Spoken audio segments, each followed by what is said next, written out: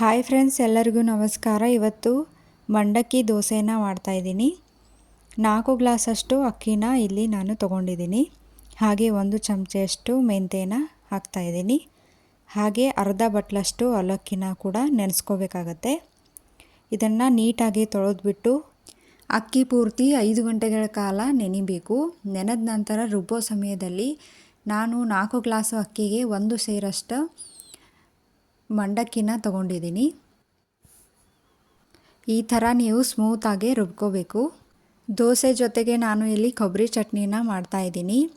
ಸಣ್ಣಗೆ ಹೆರ್ಚಿಟ್ಕೊಂಡಿರೋಂಥ ಕೊಬ್ಬರಿನ ಮಿಕ್ಸಿ ಜಾರ್ಗೆ ಹಾಕ್ಕೊಂಡಿದ್ದೀನಿ. ಹಾಗೆ ಸ್ವಲ್ಪ ಪುಟಾಣಿನೂ ಕೂಡ ಬೆಚ್ಚಗೆ ಮಾಡ್ಕೊಂಡು ಹಾಕ್ಕೊಂಡಿದ್ದೀನಿ.